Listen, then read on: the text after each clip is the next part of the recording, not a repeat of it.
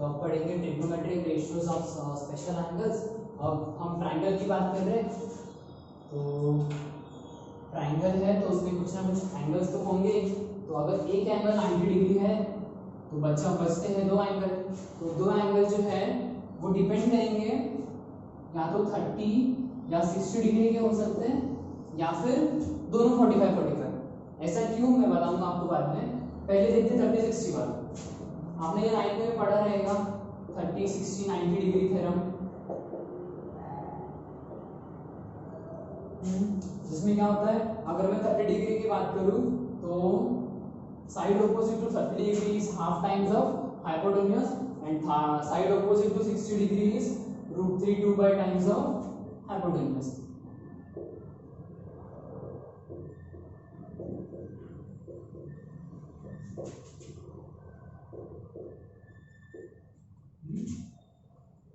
Side opposite to 60 degree is √3 by 2 times into hypotenuse. ये आपने 9th में पढ़ा था। एक काम करते हैं, हम पहले 45-45-90 करते हैं, उसके बाद 30-60-90 करेंगे, क्योंकि ये आपको फिर और अच्छे से समझेगा। अगर हम इसमें 45-45-90 करें, जिसमें एक एंगल जो है वो है 90 डिग्री का और बचा हुआ दो एंगल है 45 और 45। अब अगर दो एंगल 45-45 बन रहे हैं, मतलब ये कौन सा ट्राइंगल है, आइसोसेलेस ट्राइंगल। और अगर ये आइसोसेलेस ट्राइंगल है तो अगर ये 45 है और ये 45 है, इसका मतलब ये कौन सा ट्राइंगल है, आइसोसेलेस ट्राइंगल। और आइसोसेलेस ट्राइंगल में क्या होता है, दो साइड्स इक्वल होते हैं, मतलब ये दोनों साइड्स क्या है आपस में इक्वल। अब हम इसका एक नाम देते हैं, समझो ये x है, इतना डिस्टेंस, तो ये भी x हो जाएगा। अब अगर ये 90 डिग्री है, मुझे दो साइड्स क्या है वैल्यू पता है, तो तीसरा साइड भी पता चल जाएगा। अब अगर ये x है, ये x है, same Pythagoras theorem, using Pythagoras theorem क्या मिलेगा, x का स्क्वायर प्लस x का square is equal to remaining side. समझो इसका नाम देते हैं, अगर मैंने नाम दिया a b एंड c, तो ac square x square plus x square कितना होगा 2x स्क्वायर। मुझे ac का वैल्यू कितना मिलेगा, ac is equal to taking square root on both the side, ac कितना मिलेगा √2 टाइम्स ऑफ x। मतलब मुझे ये वैल्यू x मिला, ये वैल्यू x मिला और ये √2x मिला। अब ये ट्राइंगल की हेल्प से अगर मैं ट्रिग्नोमेट्रिक रेशियोज को डिफाइन करूं, मतलब अभी अगर मैं sin 45 डिग्री फाइंड करूं, हम लोग पहले क्या करते थे, sin थीटा निकालते थे, अब क्या निकालेंगे sin 45 डिग्री। तो sin 45 भी सेम होगा, क्या होता है ऑपोजिट अपॉन हाइपोटेन्यूज। तो इसमें अगर मैं इसकी बात करूं तो ऑपोजिट क्या होगा, x होगा। अगर इस 45 की बात करेंगे तो x क्या होगा, ऑपोजिट क्या होगा, x होगा। मतलब दोनों केस में x ही आने वाला है, तो इसलिए हम यहाँ पे x लिख लेते हैं। और हाइपोटेन्यूज का वैल्यू कितना है, √2 टाइम्स ऑफ x, तो यहाँ पे आएगा √2x, ये x और ये x कैंसिल, बचा कितना 1/√2। तो sin 45 मुझे कितना मिलेगा 1/√2। अब अगर मैं दूसरा ट्रिग्नोमेट्रिक रेशियोज की बात करूं, जैसे cos 45 डिग्री, तो cos 45 क्या होता है, एडजेसेंट अपॉन हाइपोटेन्यूज, a/h। तो दोनों केस में सेम। अगर इस 45 में बात करेंगे तो एडजेसेंट क्या है, x है, और इस 45 की बात करें तो एडजेसेंट क्या है, x है। तो दोनों केस में x ही मिलने वाला है, तो x अपॉन हाइपोटेन्यूज क्या मिलेगा √2 टाइम्स ऑफ x, तो √2 upon x, √2 into x, same x और x कैंसिल, बचा 1/√2। मुझे दो रेशियोज मिल गए। आगे फाइंड आउट करते हैं tan 45 डिग्री। tan 45 डिग्री भी सेम, क्या होता है tan 45 ऑपोजिट अपॉन एडजेसेंट, तो o अपॉन a। तो सेम 45 के ऑपोजिट क्या है, x है, और एडजेसेंट क्या है, वो भी x है, तो x अपॉन x हो गया, मतलब आंसर 1 आ गया। cot 45 क्या होता है, cot 45 किसका रेसिप्रोकल है, किसका इनवर्स है, tan का, मतलब 1/tan, और tan 45 1/45 डिग्री, क्योंकि यहाँ पे 45 तो यहाँ पे 45, तो tan 45 कितना है 1 है, मतलब 1/1 कितना मिलेगा 1 ही मिलेगा। सेम अभी अगर मैं sec 45 डिग्री की बात करूँ तो sec 45 कितना होगा कॉस का रेसिप्रोकल मतलब जो 1/√2 था वो किस में चेंज हो जाएगा √2 में। तो sec 45 कितना हो गया √2। अब अगर मैं cosec 45 डिग्री पूछूं तो cosec 45 किसके रेसिप्रोकल होगा sin के। तो sin क्या था 1/√2 तो cosec 45 हो जाएगा √2/1 इसका आंसर आएगा √2। तो ये तो टेबल था 45 45 90 का। इससे हमने क्या किया जितने भी 45 डिग्रीज वाले एंगल है sin 45 cos 45 tan 45 cot 45 उसको डिराइव किया। अब हम नेक्स्ट में 30 60 90 डिग्री को डिराइव करेंगे।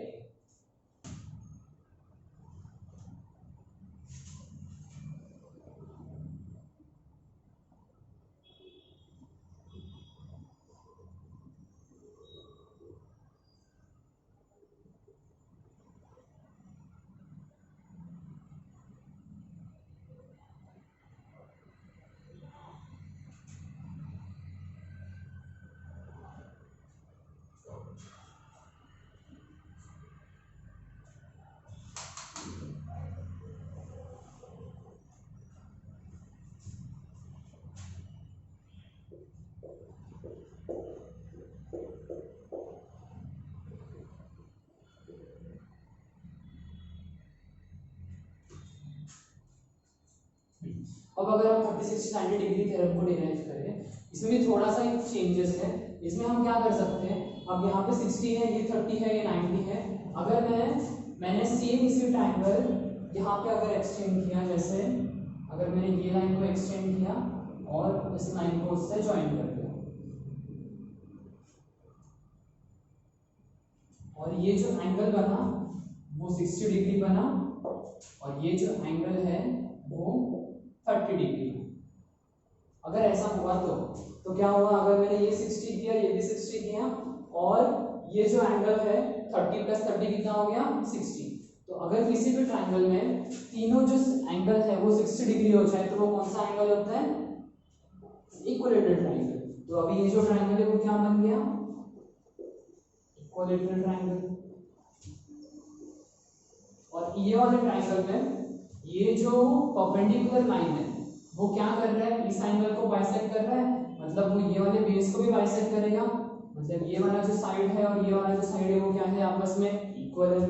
अभी अगर इक्विलेटरल ट्रायंगल है मतलब तीनों साइड्स इक्वल। अगर मैं तीनों साइड का नाम x x और इसका भी जो साइड है वो x दे दूं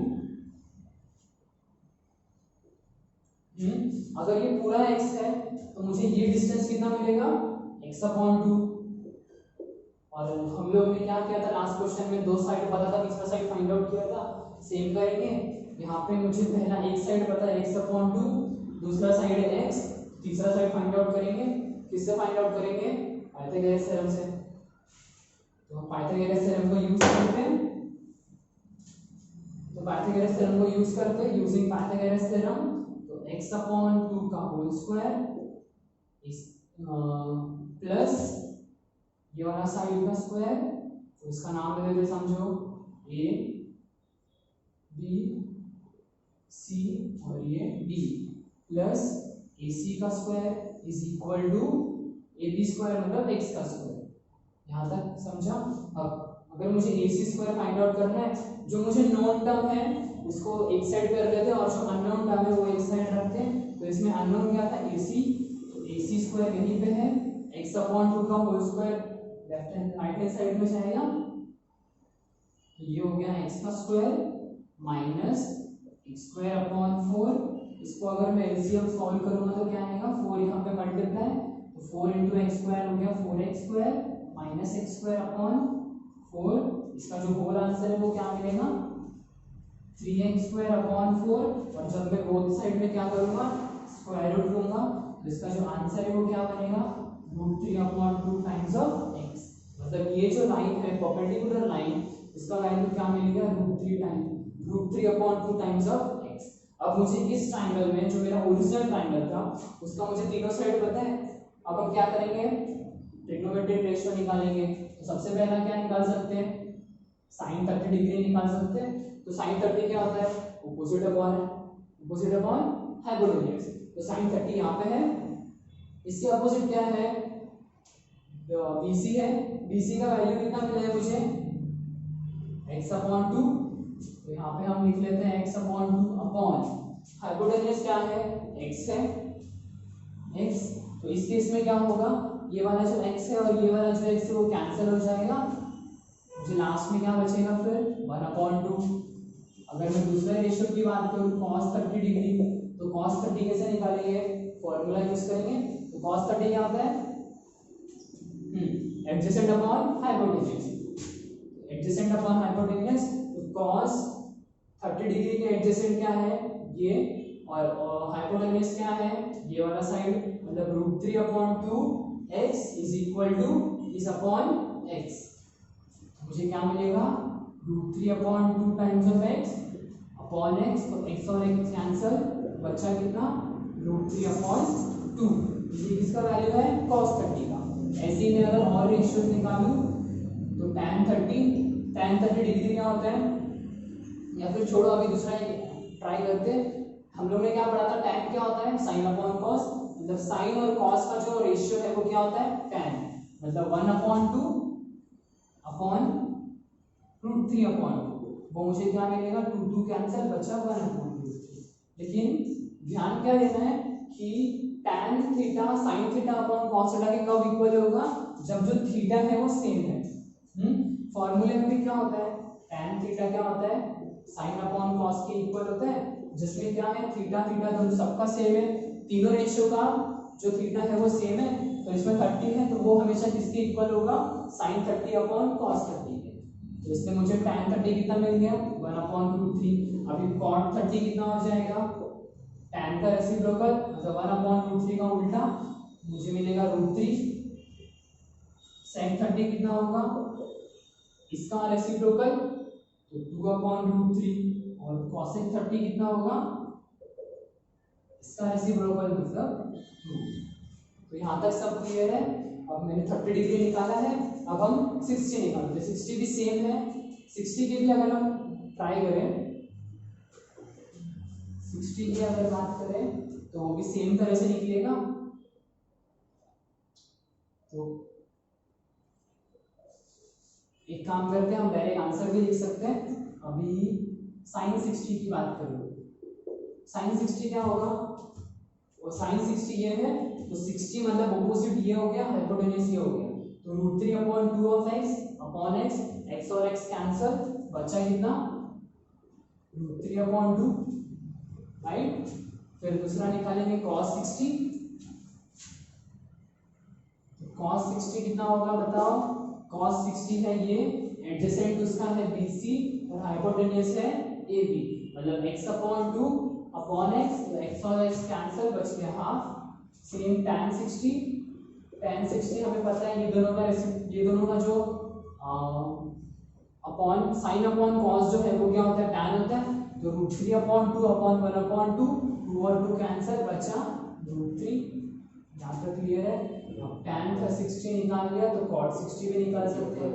cot 60 क्या होता है, tan का रेसिप्रोकल, तो √3 होगा, तो ये 1 अपॉन √3। सेम अगर ये cot 60 हो गया तो अभी हम क्या निकालेंगे sec 60, और sec 60 क्या होगा, इसका रेसिप्रोकल, तो 1 अपॉन 2 का हो जाएगा 2, और cosec 60 निकालेंगे तो cosec 60 √3 अपॉन 2 का रेसिप्रोकल, तो आंसर आएगा 2 अपॉन 2। तो अभी हम लोगों ने क्या क्या पढ़ा, 30 और 60 का ट्रिग्नोमेट्रिक रेशियो और 45 डिग्री का। तो हमने ये 3 एंगल स्टडी किए। अब और कौन से एंगल्स होते हैं, एक 0 ओपन और 90 डिग्री ओपन, तो हम ये भी पढ़ेंगे। हमने 30, 60 और 45 डिग्री एंगल का रेशियोस पढ़े, sine cos, tan cot, sec cosec. अब हम क्या पढ़ेंगे 0 डिग्री का। 0 डिग्री थोड़ा अलग है बाकी सबसे, क्यों देखते हैं अभी। अब अगर मैं 0 डिग्री की बात करूं तो क्या 0 डिग्री पॉसिबल है, 0 डिग्री कभी बन सकता है। 0 डिग्री क्या बोल रहे हैं हम, अगर मैं प्रोटेक्टर में देखा रहेगा आपने, 0 डिग्री कहाँ होता है, जस्ट यहाँ से स्टार्ट होता है उधर से 0 होता है, फिर वहाँ से 1 2 3 4 5 6 ऐसा स्टार्ट होता है ना। तो 0 डिग्री कहाँ होगा, यहाँ पे होगा एकदम जस्ट उसके लाइन के जस्ट ऊपर। तो जो 0 डिग्री में तो फिर ट्राइंगल थोड़ा मुश्किल हो जाएगा, तभी भी हम लोग को साइन और रेशियोज तो फाइंड आउट करना है। 0 डिग्री थोड़ा मुश्किल हो जाएगा, लेकिन रेशियोज तो फाइंड आउट करना है। इसीलिए अभी अगर मैं साइन 0 डिग्री पूछूं, साइन 0 डिग्री अगर हमें निकालना है तो कैसे होगा? अगर साइन 0 डिग्री की बात करें तो इसमें ये जो है, ये जो एग्जांपल है वो साइन 0 डिग्री का है। साइन 0 डिग्री का नहीं, ट्रायंगल हैविंग 0 डिग्री का। इसमें कोई एक नहीं, मैं बोल देता हूँ, ये जो सी है, सी का जो एंगल है वो 0 डिग्री है। Angle C is equal to 0 degree. अगर मैं बोल रहा हूँ एंगल सी मुझे फाइंड आउट करना है, इसका मतलब है ए बी उसका परपेंडिकुलर है और बी सी एडजेसेंट है सेम। तो जो ए बी जो परपेंडिकुलर है या फिर जो ऑपोजिट है वो क्या हो रहा है? डिक्रीज होते जा रहा है, और एक पॉइंट पे आके क्या हो जाएगा? वो ऑलमोस्ट इक्वल टू 0 होगा, equal to 0, almost equal to 0। इसीलिए ऑपोजिट का वैल्यू क्या आएगा? ऑलमोस्ट 0। हाँ, और एडजेसेंट या हाइपोटेनियस तो इतना बड़ा लाइन है, मतलब तो भी समझो कोई भी क्वांटिटी, लार्ज क्वांटिटी ऐसा लिख रहे हैं, इसका वैल्यू कुछ भी हो सकता है 2 3 4। अभी हमें पता है था, इसलिए हमने क्या लिखा है? Large quantity. तो ये जो परपेंडिकुलर लाइन था, ये जो परपेंडिकुलर लाइन है जो डिक्रीज होते जा रहा है, ए बी और वहां पे नेग्लिजिबल हो गया, दिखाई भी नहीं दे रहा है, तो वो जो वैल्यू है वो ऑलमोस्ट 0 है। हाँ, तो इसीलिए, और जो ऑलमोस्ट 0 के वैल्यू है, अगर समझो ये 0 ही है, ऑलमोस्ट 0 मतलब 0 ही हुआ ना, तो 0 अपॉन समथिंग क्या होता है? 0 होता है। इसका मतलब है साइन 0 कितना होगा? 0 होगा। और वही अगर मैं cos 0 की बात करूं, cos 0 डिग्री, तो cos 0 डिग्री क्या होगा? cos 0 डिग्री के केस में हम लोग क्या कर रहे हैं? c को मैंने 0 डिग्री लिया है, तो इसके केस में एडजेसेंट क्या है? ये वाला साइड, और हाइपोटेनियस क्या है? ये वाला साइड। तो ये क्या हो रहा है? ये जो AC है वो भी अपने साइड को कम कर रहा है, इस केस में ज्यादा था, फिर कम हुआ, फिर कम हुआ, फिर ऐसा वाला हमें देखने मिला। तो एक टाइम क्या आएगा जब जो हाइपोटेनियस है वो सेम एडजेसेंट पे लाई करेगा, तो उस केस में क्या होगा? हाइपोटेनियस और एडजेसेंट का वैल्यू इक्वल हो जाएगा। तो इसीलिए अगर एडजेसेंट और समझो एडजेसेंट जो भी वैल्यू था और हाइपोटेनियस का कुछ भी वैल्यू था, अगर वो दोनों आपस में इक्वल हो गए तो आंसर क्या आएगा? अगर समझो हाइपोटेनियस का वैल्यू भी x था और अगर इक्वल हो जाएंगे तो ये वैल्यू भी x है, तो x अपॉन x क्या होता है? 1। इसलिए cos 0 डिग्री क्या मिलेगा? 1 मिलेगा। समझाइए, sin 0 डिग्री 0 कैसे आया और cos 0 डिग्री 1 कैसे आया? अब tan 0 ले सकते हैं हम लोग, तो tan 0, tan क्या होता है? sin अपॉन cos, तो tan 0 क्या होगा? sin 0 अपॉन cos 0, तो 0 अपॉन 1, और समथिंग 0 डिवाइडेड बाय समथिंग क्या होता है? 0 ही होता है, इसलिए tan 0 भी क्या हो गया? 0 हो गया। अभी 3 मिले, सेम अगर बाकी का आप भी निकाल सकते हो। cos 0 क्या मिलेगा? 1 अपॉन 0, जिसका मतलब है नॉट डिफाइंड। cos 0 क्या होता है? 1 अपॉन tan होता है, 1 अपॉन tan मतलब 1 अपॉन 0, और कभी भी 0 अगर डिनोमिनेटर में आएगा तो क्या होता है? नॉट डिफाइंड, जिसको इंफिनिटी भी कहा जाता है। ये क्या होगा? इंफिनिटी, या फिर और क्या बोलते हैं इसको? Not defined. ये जो वैल्यू है हम इसको डिफाइन नहीं कर सकते, इसलिए cos 0 क्या होता है? Not defined. अगर उसी तरह बात करें sec 0 की, तो sec 0 कितना मिलेगा? इसका रेसिप्रोकल, तो 1 अपॉन 1 ही होगा। और अगर cosec की बात करें तो cosec में भी सेम, cosec sin का वैल्यू 0 था, तो 1 अपॉन 0 कितना होगा? Not defined. तो इसी तरह हमें 0 डिग्री के रेस्पेक्ट में भी 6 ट्रिग्नोमेट्रिक रेशियोज मिलते हैं। समझाइए, अभी हमने 0 डिग्री पढ़ा, अब हम देखते हैं 90 डिग्री कैसे फाइंड आउट करेंगे। 90 डिग्री भी लगभग 0 डिग्री के सेम है। उसमें क्या हो रहा था? एक जो साइड है वो डिक्रीज हो रहा था, जिससे हमें 0 डिग्री मिला। इसमें भी क्या होगा? अब ये जो 90 डिग्री है वो तो फिक्स है। अब अगर दूसरा साइड भी, अगर दूसरा एंगल भी अगर 90 डिग्री, एक एंगल जो है वो तो फिक्स है 90 डिग्री। अब अगर दूसरा एंगल भी फाइंड आउट करना है, दूसरा एंगल भी 90 के इक्वल है, तो तीसरा क्या बच गया? 0। इसका मतलब है कुछ ना कुछ तो डिक्रीज करना पड़ेगा। ऑब्वियसली अगर एक एंगल पहले से 90, हाँ, और हम लोग 90 डिग्री पढ़ रहे हैं तो दूसरा भी 90 बनाना है। ये जो एंगल है ये तो फिक्स है, तो हमें दूसरा एंगल 90 बनाना है। तो अगर एक 90 हो गया, दूसरा भी 90 हो गया, तो तीसरा क्या होगा? 0 डिग्री। तीसरा क्या होगा 0 डिग्री।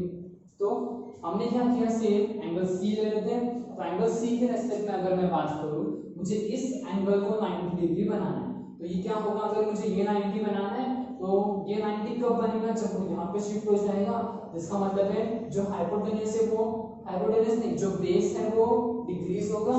तो पहला फिगर ये था, बाद में वो डिक्रीज होकर यहाँ पे आया, थोड़ा और डिक्रीज हुआ और लास्ट में फाइनली वो 90 डिग्री बन चुका है। तो इस केस में अगर मैं यहाँ पे बात करूँ तो साइन 90 अगर देखें तो साइन 90 क्या होगा, साइन 90 क्या, सबसे पहले साइन थीटा क्या होता है, ऑपोजिट अपॉन हाइपोटेनस।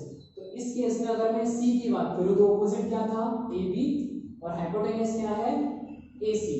अगर मैं सी की बात करूँ तो ऑपोजिट क्या है ए बी और हाइपोटेनस क्या है ए सी। तो सेम ये जो ट्रायंगल है वो सेम एज इट इज चलता जाएगा। तो इस केस में ए बी यहाँ पे है, ए सी यहाँ पे है। तो ये क्या होगा, ये जो है अपने आप को श्रिंक करेगा, डिक्रीज करेगा और वो as it is A B के इक्वल लेके आएगा। तो इस केस में जो हाइपोटेनस है और जो परपेंडिकुलर है या फिर जो ऑपोजिट है, दोनों का वैल्यू सेम हो जाएगा। तो इसीलिए ऑपोजिट अपॉन हाइपोटेनस का वैल्यू यहाँ पे 1 हो जाएगा। आपको समझा यहाँ पे 1 क्यों आया, क्यों, क्योंकि यहाँ पे ऑपोजिट और हाइपोटेनस का वैल्यू सेम हो गया, इसलिए यहाँ पे sin 90 1 हो जाएगा। वही अगर मैं बात करूँ cos 90, तो cos 90 के केस में क्या होगा, इसमें c के रेस्पेक्ट में बात करेंगे तो इसमें एडजेसेंट मायने रखता है, एडजेसेंट और हाइपोटेनस। तो एडजेसेंट तो डिक्रीज हो गया, ये जो BC था वो डिक्रीज हो गया, उसने क्या बना लिया 0 बना लिया। तो BC का वैल्यू है 0 और 0 अपॉन समथिंग क्या होगा, 0 अपॉन कुछ भी आएगा, ये समझो हाइपोटेनस, 0 अपॉन हाइपोटेनस क्या होगा 0 ही होगा। समझ रहे हैं। तो sin 90 मिला मुझे 1 और cos 90 0। सेम अगर अभी हम tan 90 फाइंड आउट करें तो sin tan 90 क्या होता है sin अपॉन cos, जिसका मतलब है 1 अपॉन 0 और something divided by 0 is not defined. तो 1 अपॉन 0 का आंसर हो जाएगा नॉट डिफाइंड। tan 90 हो गया। अब है cot 90। cot 90 कैसे करेंगे, इसका रेसिप्रोकल, तो 1 upon not defined, not defined in the sense क्या बोल सकते हैं इंफिनिटी, तो 1 अपॉन इंफिनिटी। अब अगर ये हमें पता है कि अगर मैं 0 से डिवाइड करूं किसी को, अगर डिनोमिनेटर में 0 है तो आंसर आ जाएगा इंफिनिटी। इन केस अगर इंफिनिटी डिनोमिनेटर में है तो आंसर क्या आएगा, ऑब्वियसली आंसर 0 आएगा। क्या किया मैंने, इसको इधर कर दिया, इसको इधर भेज दिया। तो 1 अपॉन इंफिनिटी क्या होता है 0 और 1 अपॉन 0 इंफिनिटी। तो यहाँ पे क्या था 1 अपॉन इंफिनिटी था, इसलिए इसका आंसर कितना आएगा 0 आएगा। अब है सेक 90 डिग्री, तो सेक 90 था 0, 1 अपॉन 0, 1 अपॉन 0 हो जाएगा इंफिनिटी या फिर नॉट डिफाइंड।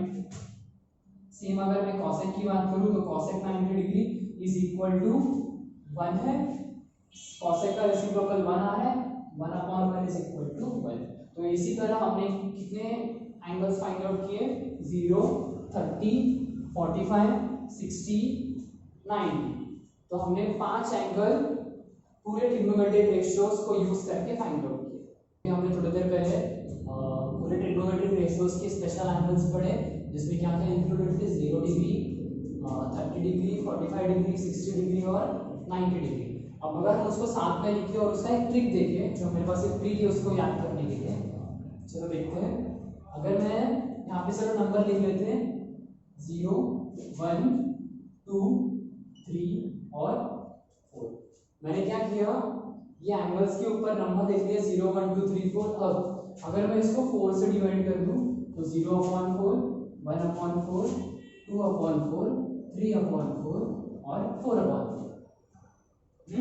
और ये इसके square root.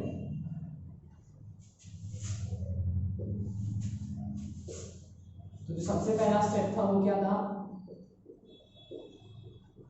Number from 0 to 4। दूसरा स्टेप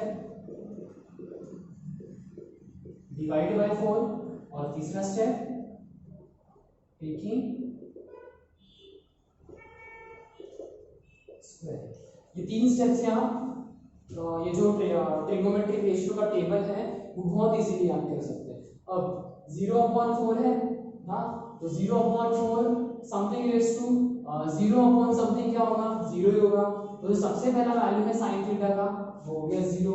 अब 1/4 का स्क्वायर रूट कितना होगा, यस 1/2।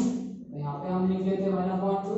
फिर अब यहाँ पे अगर 2/4 की बात करें तो ये 2 और 4 कैंसिल आपस में, बचा कितना 1/2, और 1/2 का स्क्वायर रूट आ जाता है 1/√2। तो ये हो गया sin 45 डिग्री। अब √3/4 की बात करें तो 3 का स्क्वायर रूट तो निकाल नहीं सकते, लेकिन 4 का स्क्वायर रूट पता है हमें क्या होता है, 2 होता है। तो इसका आंसर कितना आएगा √3/2, और 4/4 हो गया 1, और 1 का स्क्वायर रूट तो सबको पता है नहीं होता है। ये हो गया सबसे पहला टेबल। अब उसके बाद और बेसिकली इस टेबल में हमें सिर्फ साइन थीटा का वैल्यू ही याद रखना है, और हमें ये वैल्यू नहीं याद रहेगा तो भी चलेगा, लेकिन साइन थीटा हमेशा याद रखना चाहिए। 0, 1/2, 1/√2, √3/2 और लास्ट में 1। अब cos theta, tan theta, cot theta, sec theta और cosec थीटा ये साइन थीटा पे डिपेंड करेगा। अभी अगर मैं cos थीटा निकालूं, ये जो ट्रिक था ये सिर्फ फर्स्ट वाले को याद करने के लिए था, और cos थीटा आपको sin थीटा से याद होगा। कैसे, अभी जो मैंने sin थीटा लिखा ना असेंडिंग ऑर्डर में, वो मुझे cos थीटा लिखना है डिसेंडिंग ऑर्डर में। तो जो sin 90 डिग्री था वो होगा cos 0 डिग्री, तो ये आ जाएगा 1 यहाँ पे। जो cos sin 60 डिग्री था वो होगा cos 30 डिग्री, तो ये आ गया √3/2। जो sin 45 है वही आ रहा है sin 45, तो ये आ गया 1/√2। अभी 1/√2 हो गया, उसके बाद क्या था 1/2, तो वो मैंने यहाँ पे 1/2 लिख दिया, और लास्ट में क्या बचा 0, वो आ गया यहाँ पे। ये दो हम लोगों ने निकाला। अब बचिए tan थीटा, tan थीटा तो पता ही है क्या होता है, sin अपॉन cos, तो sin अपॉन cos होता है। अब मुझे बस सबके वैल्यूज को डिवाइड करना है, तो 0/1 है तो आंसर आएगा 0, 1/2 √3/2, 2 कैंसिल, बचा 1/√3, ये आ गया tan 30 डिग्री। 1/√2 1/√2 दोनों सेम क्वांटिटी है, तो कैंसिल होकर क्या बचेगा 1 बच जाएगा। उसके बाद √3/2 और 1/2, 2 और 2 कैंसिल, बचा कितना √3/1, जिसका मतलब है √3, और लास्ट में 1/0। तो क्या बताया था, something divided by 0 is not defined या फिर इंफिनिटी, समझा। फिर उसके बाद cot थीटा निकालेंगे, तो cot थीटा क्या होता है 1/tan, जिसका मतलब है tan थीटा का जो रेसिप्रोकल है वो क्या होता है cot थीटा। तो इसमें tan थीटा का वैल्यू है 0, तो समथिंग डिवाइडेड बाय 0 क्या होगा नॉट डिफाइंड। या फिर हाँ सेम उसी तरह आप क्या याद रख सकते हो, जैसे मैंने क्या किया था sin थीटा को असेंडिंग ऑर्डर में लिखा और फिर cos थीटा को डिसेंडिंग ऑर्डर में, सेम उसी तरह tan को मैंने असेंडिंग ऑर्डर में लिखा, फिर नॉट डिफाइंड आ गया पहले, तो यहाँ पे क्या आएगा √3, तो यहाँ पे आ गया √3, ये 1 आ गया नीचे 1/√3 यहाँ पे, और जो tan का 0 था वो आएगा cos के cot के 90, अंडरस्टैंड। फिर अभी sec theta, same sec theta क्या होता है cos का रेसिप्रोकल, तो 1/1 1 ही होगा, √3/2 इज 2/√3, 1/√2 इज √2, 1/2 2, और 1/0 इज नॉट डिफाइंड। सेम अभी cosec के लिए दो तरीके से कर सकते हो, या तो सेम जो तुमने sec को असेंडिंग ऑर्डर में लिखा वही cosec को डिसेंडिंग ऑर्डर में लिख दो, या फिर एक और तरीका है करने का, अगर cosec थीटा क्या होता है sin का रेसिप्रोकल, तो वैसे भी कर सकते हो या वैसे भी। तो हम क्या करते हैं sec थीटा है जो उसका असेंडिंग में लिखा उसी को डिसेंडिंग कर देते हैं, तो नॉट डिफाइंड सबसे पहले आएगा, नॉट डिफाइंड आएगा यहाँ पे। जो 2 था sec के 60 पे वो आएगा cosec के 30 पे, तो 2 यहाँ पे √2, 2/√3 और लास्ट में क्या है 1, ये आ गया यहाँ पे। तो ये था हमारा पूरा ट्रिग्नोमेट्रिक टेबल। हम थोड़ी देर पहले ट्रिग्नोमेट्रिक रेशियोज के टेबल कंप्लीट किए। अब इस 10th का सबसे इम्पोर्टेंट टॉपिक है आइडेंटिटीज। इसमें 3 ही फॉर्मूले हैं, लेकिन वो सबसे इम्पोर्टेंट है। सबसे पहला जो फॉर्मूला है वो है sine square theta plus cos square theta is equal to 1। ये फॉर्मूला आपने 9th में भी देखा रहेगा, इसका यूज भी किया रहेगा। तो sign square theta plus cos square theta क्या होता है, 1 होता है। इसको और भी कई तरह से लिख सकते हैं, जैसे अगर sine square plus cos square 1 होता है तो साइन स्क्वायर थीटा क्या होगा, 1 माइनस कॉस स्क्वायर थीटा, और कॉस स्क्वायर थीटा क्या होगा, 1 माइनस साइन स्क्वायर थीटा। ये तीन फॉर्मूला नहीं है, फॉर्मूला एक ही है, लेकिन इसी को अलग तरह से शो किया गया है, रिप्रेजेंट किया गया। अब सेकेंड फॉर्मूला है 1 plus tan square theta is equal to cos sec square theta. अब जैसा हमने ये वाले फॉर्मूले को 3 पार्ट में शो किया, उसी तरह इसको भी कर सकते हैं। तो अगर 1 plus tan square sec square होता है तो sec square theta minus tan square theta, ये होगा 1, और 1 minus sec square theta is equal to tan square theta. Main formula लेकिन यही है, इसी को क्या किया है, दो अलग अलग तरह से रिप्रेजेंट किया गया है। और एक थर्ड जो फॉर्मूला है वो है 1 plus cot square theta is equal to cos x square theta. इसमें भी सेम, इसको भी दो और तरह से रिप्रेजेंट कर सकते हैं। तो पहला तो है cos x square theta minus cot square theta is equal to 1, और एक तरह से कर सकते हैं 1 minus cos x square theta is equal to cot square theta. अब क्वेश्चन ये आता है कि ये जो फॉर्मूला है ये आया कहाँ से। हाँ, तो अगर मैं सबसे पहले फॉर्मूले की बात करूँ, फॉर्मूला एक ही फॉर्मूले को डिराइव करते हैं, बाकी दोनों अगर आप पहला वाला सीख गए दूसरा आप खुद भी कर सकते हो। जो सबसे पहला फॉर्मूला है sin square theta plus cos square theta is equal to 1। इसको डिराइव करते हैं। एग्जांपल ले लेते हैं एक ट्रायंगल। तो अगर एक ट्रायंगल में 3 साइड ABC, थीटा कोई वैल्यू ले लेते हैं ये वाला, जिसमें से अगर ये थीटा है तो ऑपोजिट ये है, ये एडजेसेंट है और ये हाइपोटेन्यूज है। अगर मैं इस ट्रायंगल में पाइथागोरस थ्योरम यूज करूं तो पाइथागोरस थ्योरम क्या होता है, ऑपोजिट नहीं, इससे अच्छा लेते हैं हम।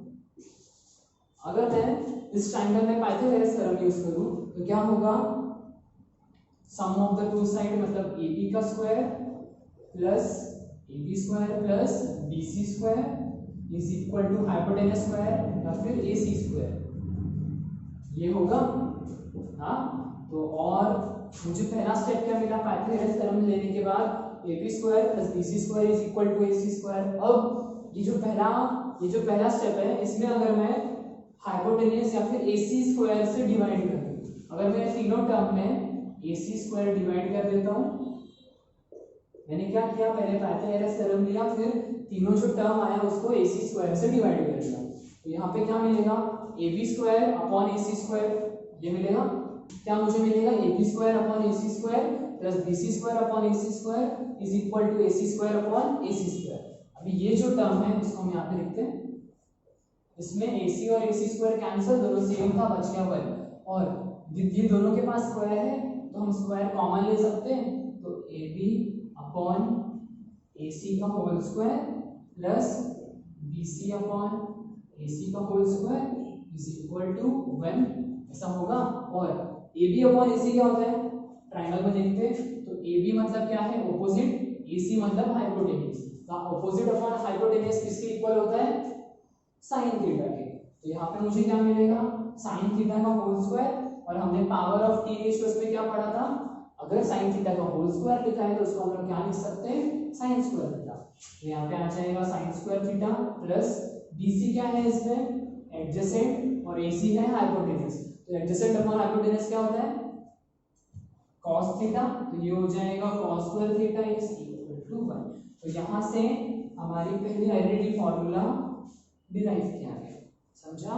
और जो बचा हुआ दो है, 1 plus tan square theta is equal to sec square theta और 1 plus cot square theta is equal to cos x square theta, ये भी सेम तरह से हम लोग डिराइव कर सकते हैं।